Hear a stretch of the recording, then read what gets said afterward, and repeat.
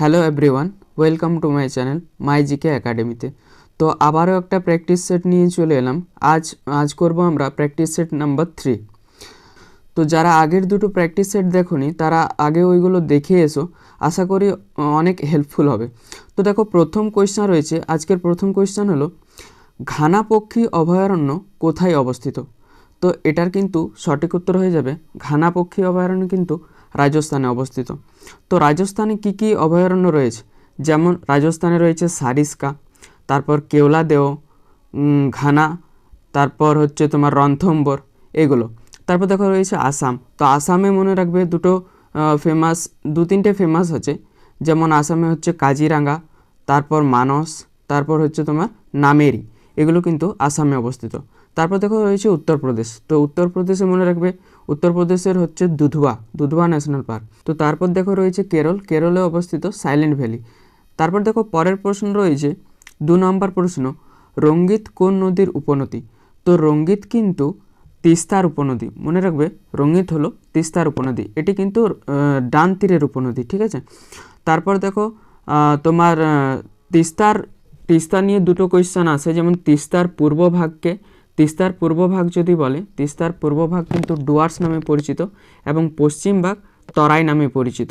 তো ডুয়ার্স শব্দের অর্থ হচ্ছে দরজা আর তরাই শব্দের অর্থ হচ্ছে স্যাঁতসেঁতে। এই কোয়েশ্চেনগুলোও দেয়, ঠিক আছে।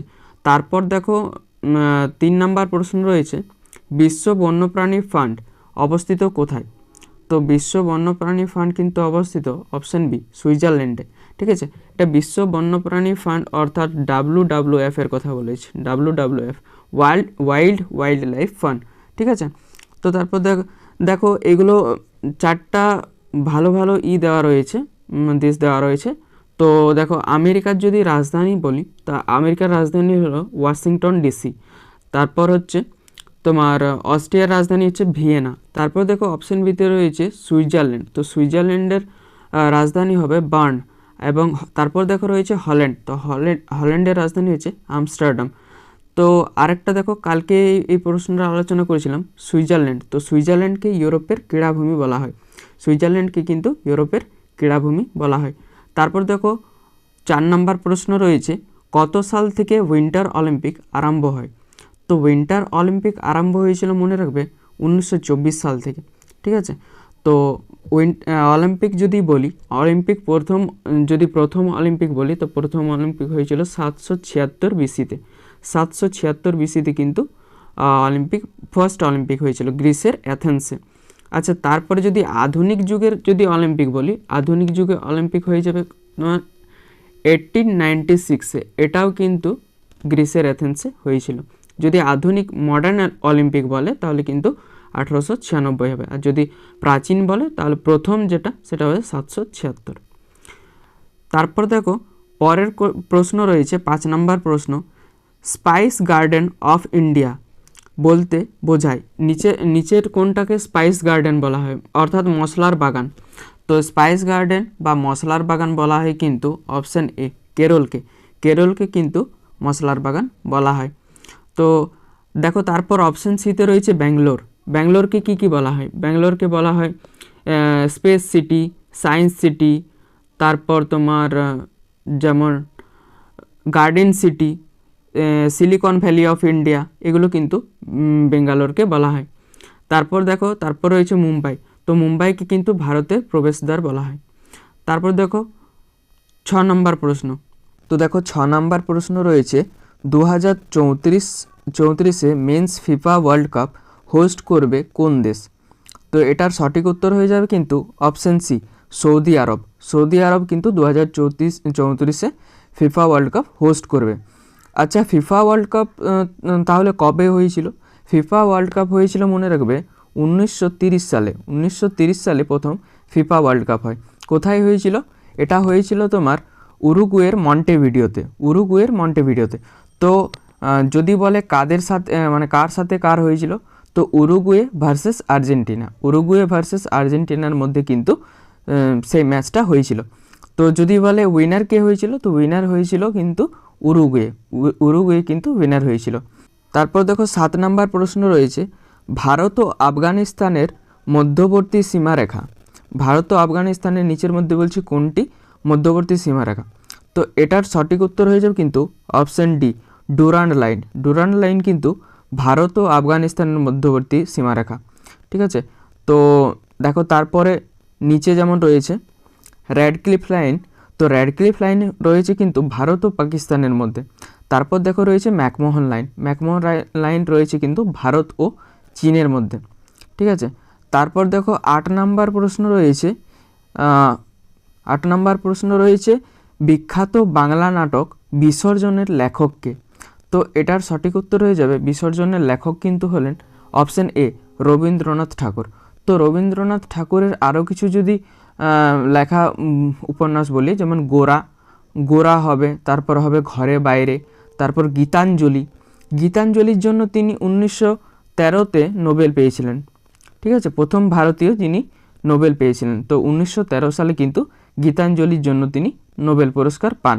তারপর দেখো দীনবন্ধু মিত্র রয়েছে, তো দীনবন্ধু মিত্রের লেখা একটা ফেমাস বই আছে নীল দর্পণ। নীল বিদ্রোহের অনুকরণে তিনি কিন্তু লিখেছিলেন নীল দর্পণ। সেই বইটা যদি বলি হিন্দিতে ওই ইংলিশে অনুবাদ করেছিল কে? তো ইংলিশে কিন্তু অনুবাদ করেছিল মাইকেল মধুসূদন দত্ত এবং জেমস লং। তো জেমস লং হিন্দিতে অনুবাদ বারবার হিন্দি বলে ফেলছি, ইংলিশে অনুবাদ করায় কিন্তু তার জেল হয়েছিল। ব্রিটিশরা যখন জানতে পেরেছিল যে জেমস লং ভারতীয়দের এই বই লেখায় সাহায্য করেছে, সেই সময় কিন্তু ব্রিটিশ সরকার কিন্তু জেমস লংয়ের গ্রেফতার করে তাকে জেলে আটক করেছিল, অর্থাৎ জেলে বন্দি করেছিল। তারপর দেখো 9 নম্বর প্রশ্ন রয়েছে মুদ্রা রাক্ষসের রচয়িতাকে? তো মুদ্রা রাক্ষসের রচয়িতা হবে কিন্তু অপশান ডি, বিশাখা দত্ত। বিশাখা দত্ত কিন্তু মুদ্রা রাক্ষসের বইটির রচয়িতা। মৃচ্ছকটিকম এটা কার লেখা? তো মৃচ্ছকটিকম কিন্তু শূদ্রকের লেখা। তারপর দেখো কালিদাসের বইগুলো রয়েছে, কালিদাসের বইগুলো হলো কুমার সম্ভবম, অভিজ্ঞান শকুন্তলম, রঘুবংশম ইত্যাদি। কালিদাসকে কিন্তু ভারতের শেক্সপিয়ার বলা হয়, ভারতের শেক্সপিয়ার কিন্তু কালিদাসকে বলা হয়। আচ্ছা, কালিদাসের নামে একটা সম্মান কিন্তু দেয়, তো কালিদাস সম্মান দেয় মনে রাখবে মধ্যপ্রদেশ সরকার। মধ্যপ্রদেশ সরকার কিন্তু কালিদাস সম্মান দিয়ে থাকেন। তারপর দেখো রয়েছে হর্ষচরিত, কাদম্বরী, এগুলো কিন্তু বাণভট্টের লেখা। তো তারপর 10 নম্বর প্রশ্ন রয়েছে দেখো বেরিবেরি রোগ কোন ভিটামিনের অভাবে হয়? তো বেরিবেরি রোগ কিন্তু ভিটামিন B1-এর অভাবে হয়। B1-এর রাসায়নিক নাম হলো থিয়ামিন। তারপর দেখো নিয়াসিন রয়েছে, নিয়াসিন হচ্ছে ভিটামিন B3-র রাসায়নিক নাম, ভিটামিন B3-র রাসায়নিক নাম। তারপর দেখো রয়েছে রাইবোফ্লাভিন, রাইবোফ্লাভিন কিন্তু ভিটামিন B2-এর রাসায়নিক নাম। তারপর দেখো রয়েছে পাইরোডক্সিন, পাইরোডক্সিন কিন্তু ভিটামিন B6-এর রাসায়নিক নাম। তো নিয়াসিনের অভাবে কিন্তু মনে রাখবে নিয়াসিনের অভাবে পেলেগ্রা হয়, নিয়াসিনের অভাবে হয় কিন্তু পেলেগ্রা। তারপর যদি রাইবোফ্লাভিন অর্থাৎ ভিটামিন B2-এর অভাবে যদি বলে তাহলে কিন্তু বৃদ্ধি কম হয়, ভিটামিন B2-এর অভাবে কিন্তু বৃদ্ধি কম হয়। তারপর দেখো পাইরোডক্সিন যদি বলে, পাইরোডক্সিনের অভাবে কিন্তু অ্যানিমিয়া হয়ে থাকে।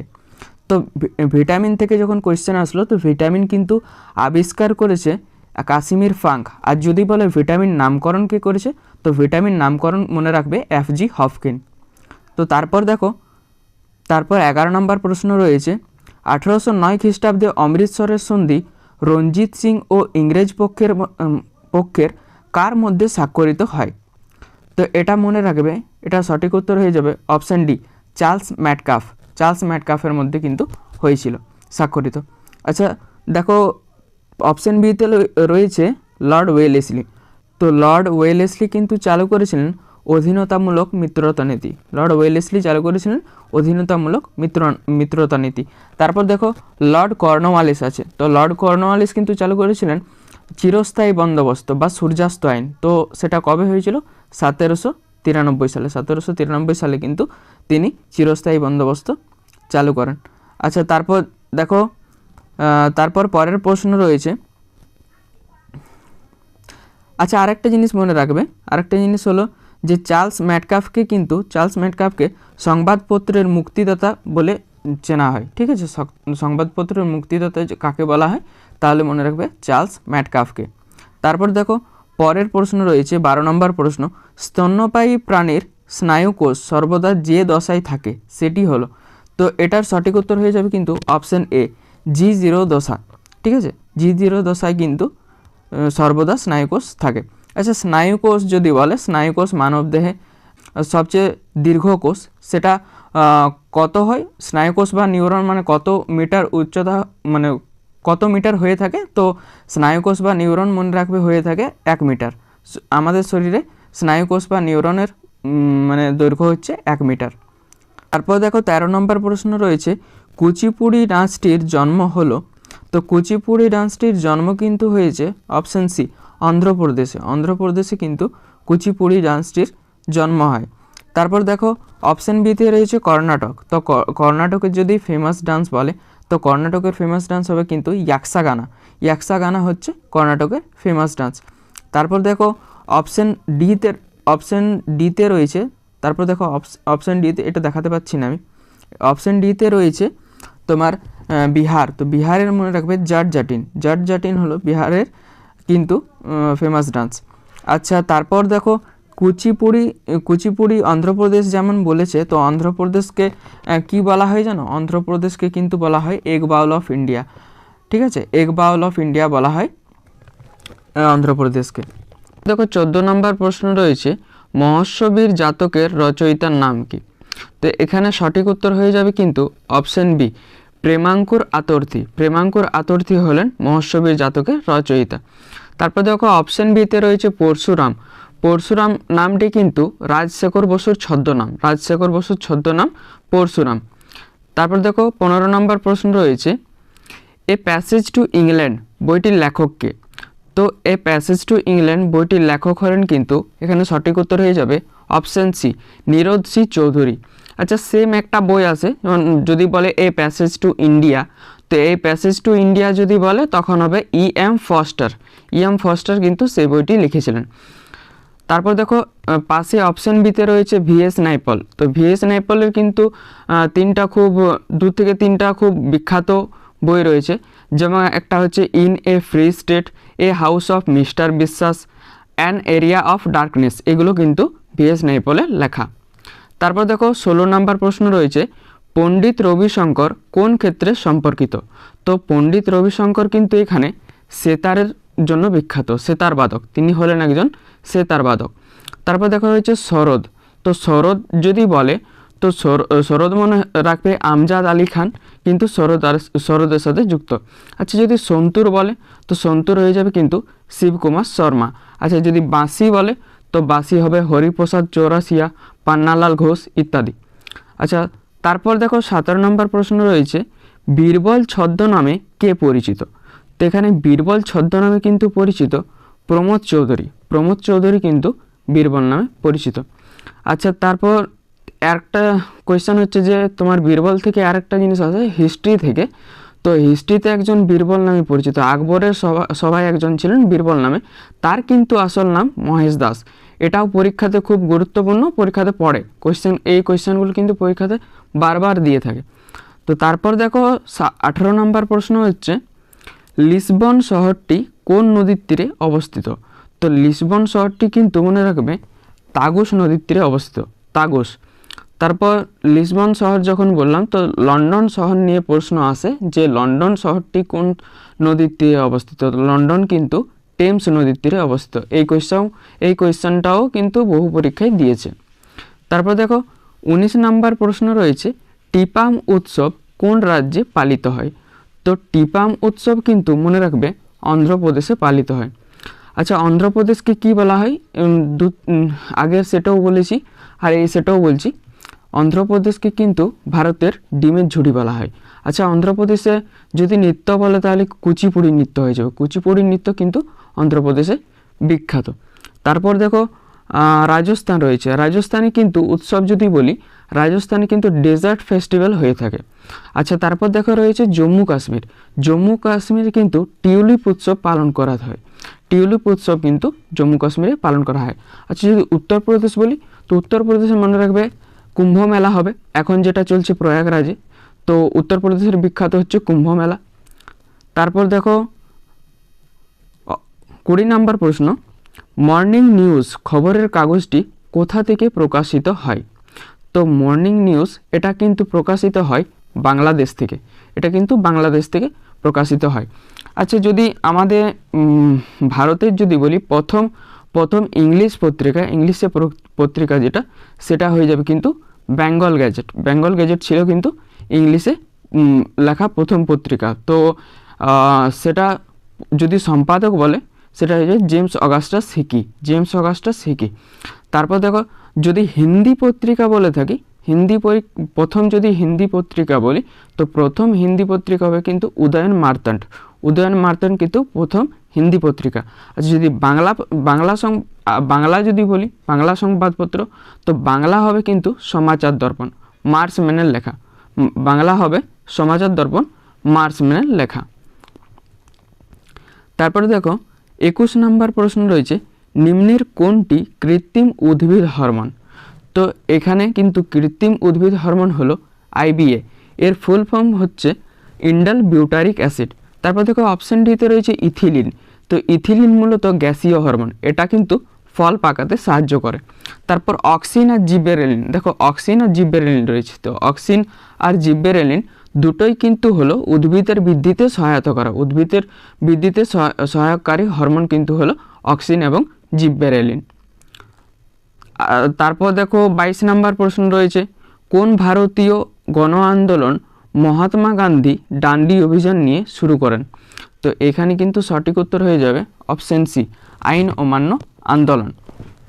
তো দেখো আইন অমান্য আন্দোলন নিয়ে যদি বলি, আইন অমান্য আন্দোলন কিন্তু হয়েছিল 1930 সালে, 1930 সালে হয়েছিল আইন অমান্য আন্দোলন।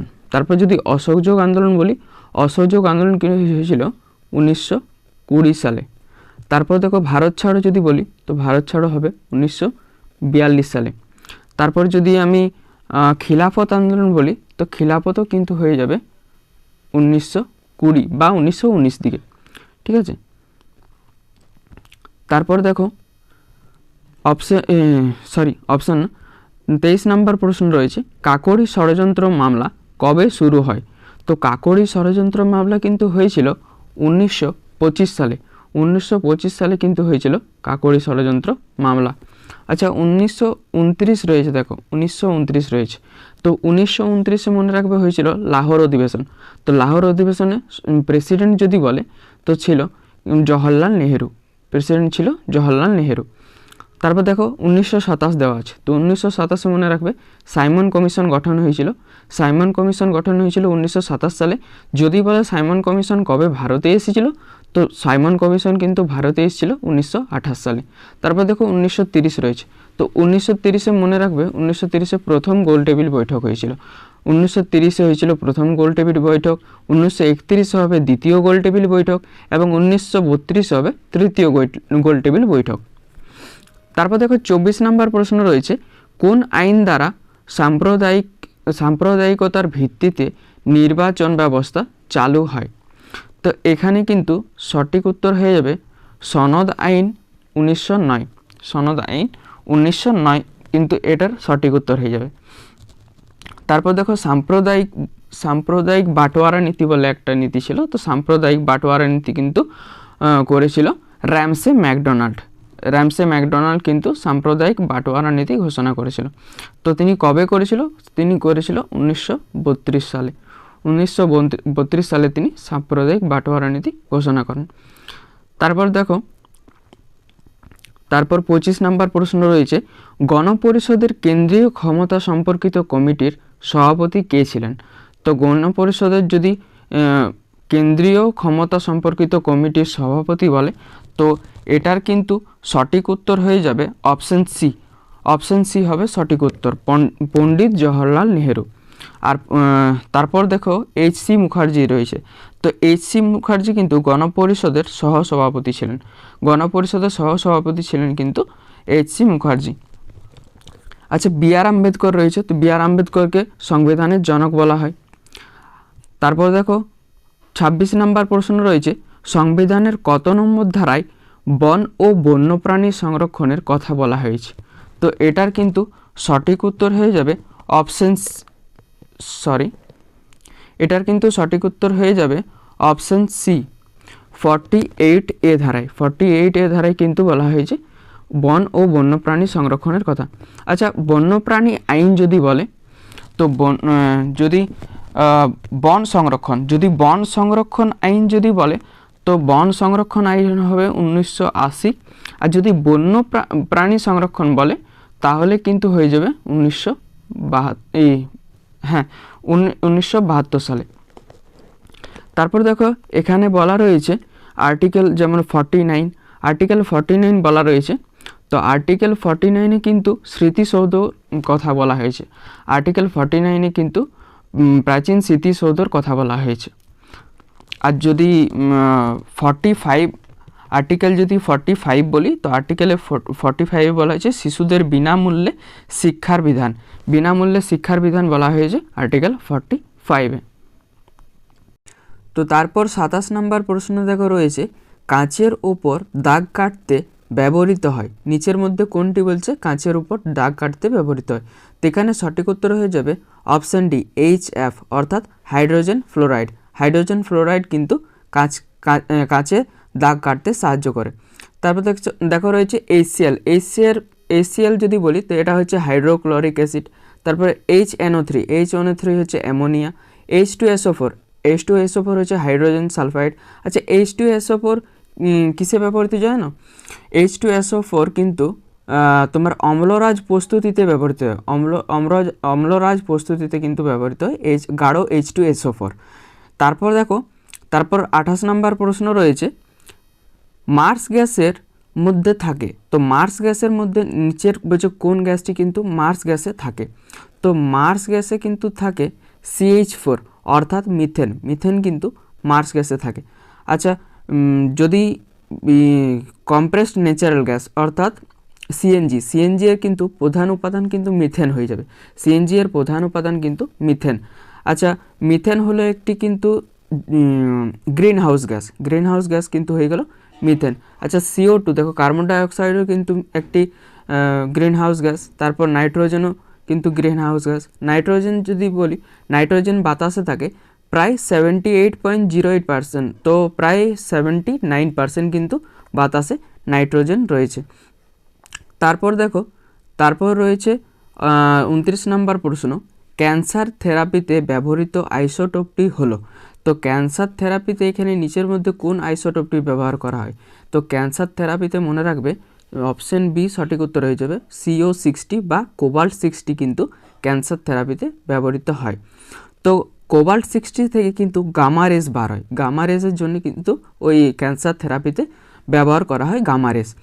তো CO60 তো বললাম। ক্যান্সারের যদি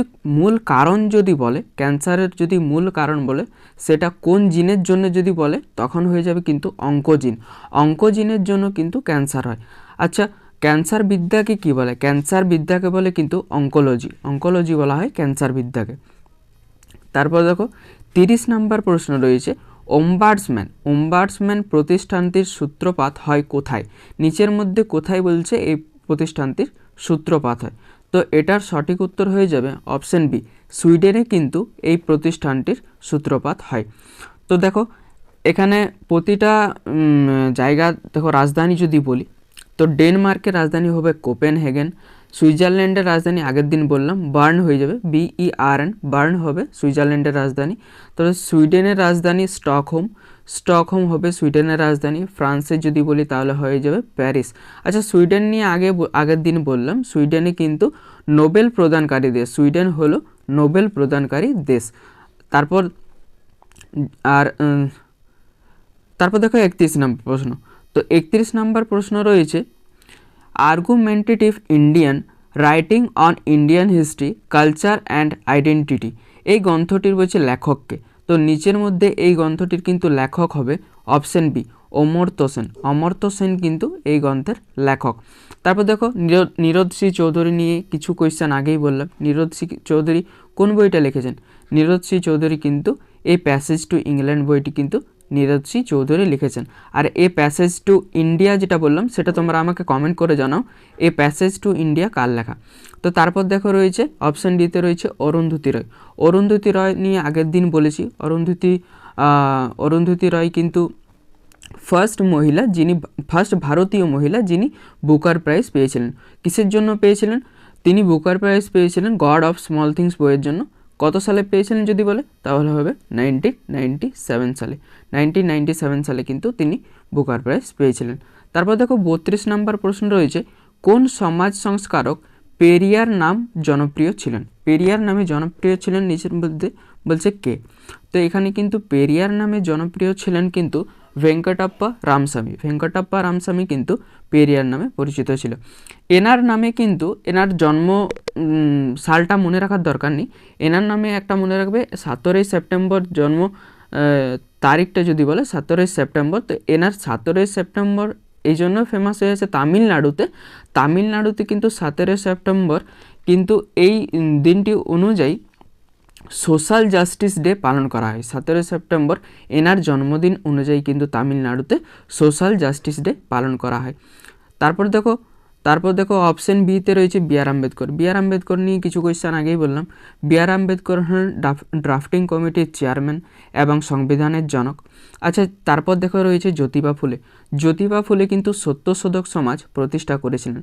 সত্যশোধক সমাজ কিন্তু প্রতিষ্ঠা করেছিলেন জ্যোতিবা ফুলে। কত সালে প্রতিষ্ঠা করেছিলেন? তো তিনি কিন্তু সত্যশোধক সমাজ প্রতিষ্ঠা করেছিলেন 1873 সালে। 1873 সালে কিন্তু তিনি সত্যশোধক সমাজ প্রতিষ্ঠা করেছিলেন। তারপর 33 নম্বর প্রশ্ন রয়েছে, সিঙ্গালীলা ন্যাশনাল পার্ক কোথায় অবস্থিত? তো সিঙ্গালীলা ন্যাশনাল পার্ক মনে রাখবে এটি অবস্থিত কিন্তু অপশন এ দার্জিলিংয়ে কিন্তু সিঙ্গালীলা ন্যাশনাল পার্ক অবস্থিত। আচ্ছা, দার্জিলিং কিন্তু পশ্চিমবঙ্গের মধ্যে পড়ছে। তো পশ্চিমবঙ্গের যদি জাতীয় উদ্যান বলি তো পশ্চিমবঙ্গের হয়ে যাবে বক্সা, গরুমারা, জলদাপাড়া, এগুলো কিন্তু পশ্চিমবঙ্গের জাতীয় উদ্যান। তারপর 34 নম্বর প্রশ্ন রয়েছে, 3 কাঠিয়া ব্যবস্থা এর বিরুদ্ধে প্রতিবাদ জানিয়ে কোন সত্যাগ্রহে গান্ধীজি অংশগ্রহণ করেছিলেন?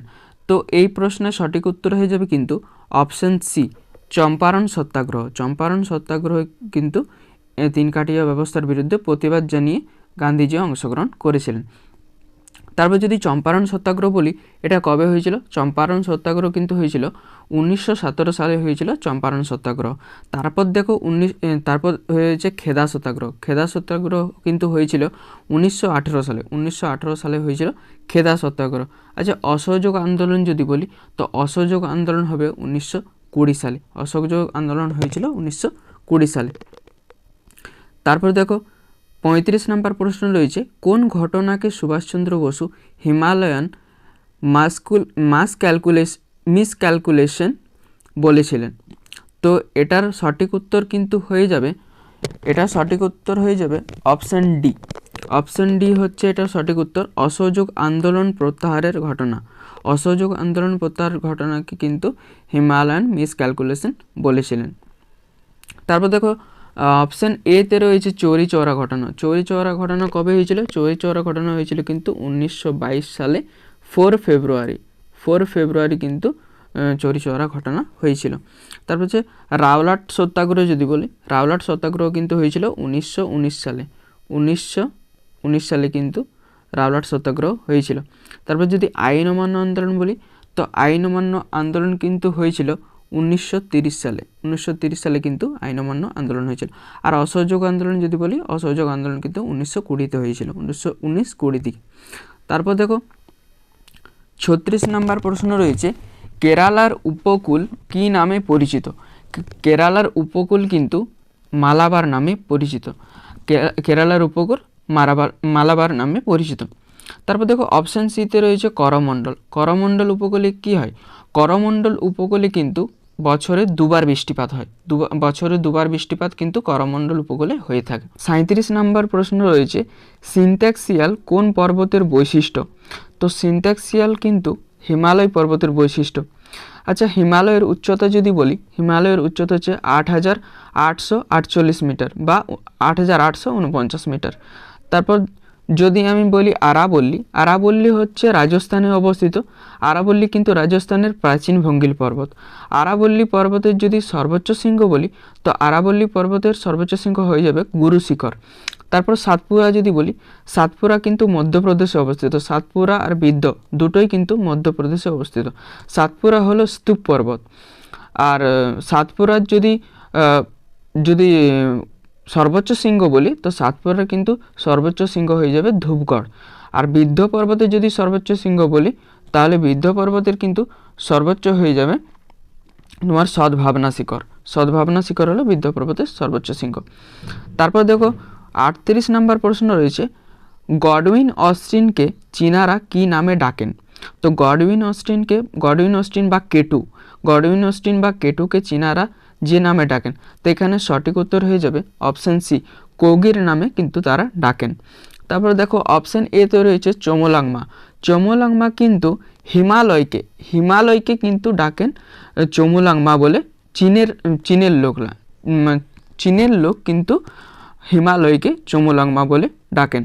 আর যদি সাগর মাথা, দেখো অপশান বিতে রয়েছে সাগর মাথা, তো নেপালের লোক কিন্তু হিমালয়কে সাগর মাথা বলে ডাকেন। তো যেখানে এখন হিমালয় রয়েছে সেখানে কিন্তু প্রথমে ছিল টেথিস সাগর, এটাও মনে রাখবে। তারপর দেখো 39 নাম্বার প্রশ্ন রয়েছে, গান্ধী এ লাইফ ইন 3 ক্যাম্পেন্স শিরোনামে বই লঞ্চ করলেন কে? তো এটার সঠিক উত্তর হয়ে যাবে অপশান বি, MK আকবর। তো তারপর 40 নম্বর প্রশ্ন, এই পর্বের শেষ প্রশ্ন, পেশাদার ক্রিকেট থেকে অবসর গ্রহণকারী শন মার্শ কোন দেশের খেলোয়াড়? তো এটার সঠিক উত্তর হয়ে যাবে অপশান ডি, তিনি কিন্তু অস্ট্রেলিয়ার খেলোয়াড়। তো এই ছিল আজকের 40টা প্রশ্ন। কেমন লেগেছে জানিও।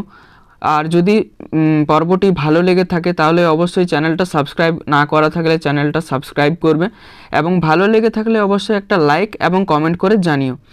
তো আমি কন্টিনিউ বানানোর চেষ্টা করব, হয়তো 2 দিন পর দিয়ে ফেলছি, 2 দিন হয়তো সময় লেগে যাচ্ছে আমার বানাতে, তো এখন প্রথম তাই হয়তো এখন সময় লাগছে। আশা করি এটা কন্টিনিউ করার চেষ্টা করব। 20টা সেট এটাই আছে, তো 20টা সেট কমপ্লিট করার চেষ্টা করব। তো আশা করি ভিডিওগুলো খুব হেল্পফুল হবে আপকামিং পরীক্ষার জন্য। তো ততক্ষণ অবধি পড়াশোনা করো, and bye bye, Radhe Radhe.